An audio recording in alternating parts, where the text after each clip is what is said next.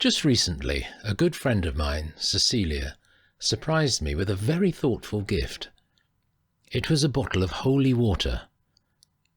I am not religious, but I do respect all faiths, and, like all the gifts I received, I placed this alongside the healing oils in my studio.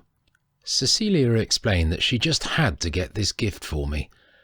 I smiled as I thanked my dear friend, and I didn't question why she felt it had to be holy water.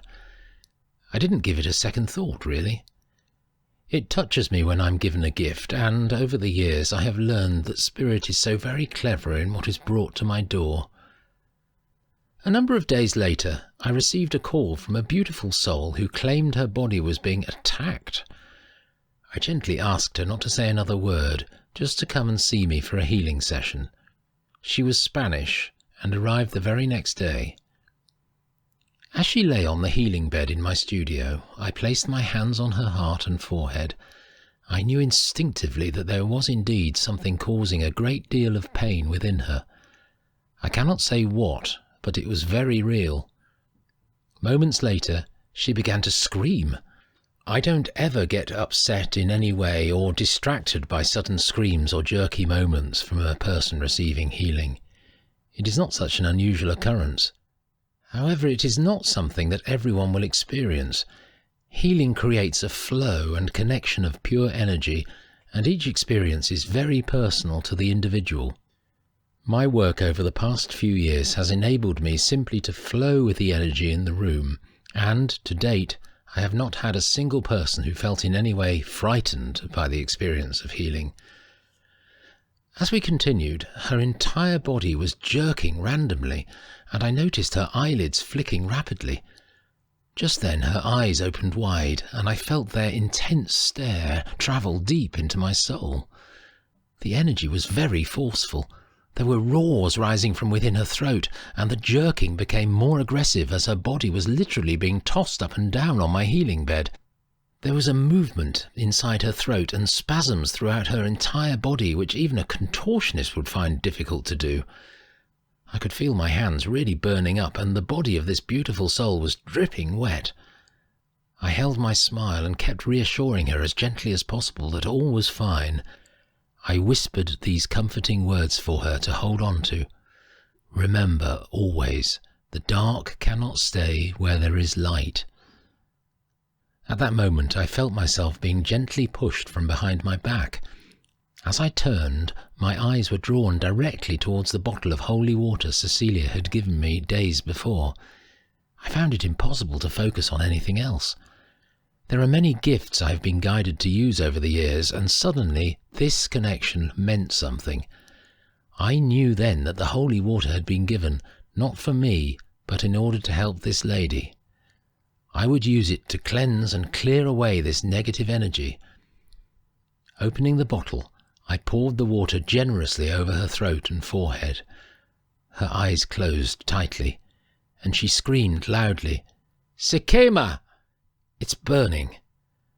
Despite what you may think, I knew instinctively that her healing was working. Gently, I placed my hands on her heart and forehead, and again comforted her by saying, "I make this promise to you right now. These hands will not move from your body until you are feeling better." Although my hands continued to burn, I didn't move them. I focused completely on the light from my hands. This light was burning through the fear and darkness trapped inside her body. 2 hours went by before this lady finally opened her eyes. I could tell immediately that she was back. She looked at me and smiled like a new person. She looked at peace. She looked very beautiful. As I arrived home from my studio that evening, I felt that familiar warm glow coursing through my body, the knowing that I'd participated in something quite extraordinary and spiritual. With some time to rest, I looked up and gave thanks for the gift of that wonderful day.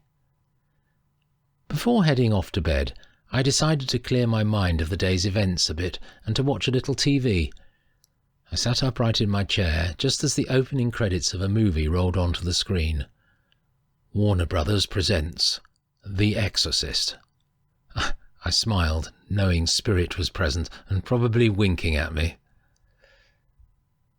Conclusion. Some indeed may view this experience as a kind of exorcism. For me, it was a simple case of cleansing negative energy. What occurred to me most of all about this healing was how it was a gift from a dear friend which played a significant part in the healing of someone who had not yet walked into my life. Now that is the power of spirit and synchronicity at its best. I am always guided towards which healing oils and sometimes crystals and other items with which to work. The what and the why should not play a leading role in our lives, only the knowing that in the end it is spirit and light which guide us to a true place of healing. Through letting go of fear and learning to trust the heart, spirit and the universe, we invite peace into our lives and receive an awakening to our own divine gifts. There is nothing that love and light cannot overcome. I cannot fix someone, no one can. There are many light workers who can, however, show you what you may have forgotten. Once your amazing flame is burning brightly again, it's up to you to keep it alight. No one can, nor should they, ever live your life, just as you should not try and live theirs. Lessons can only be learned by you, and the feelings you experience make the necessary changes to bring everything back into its spiritual place.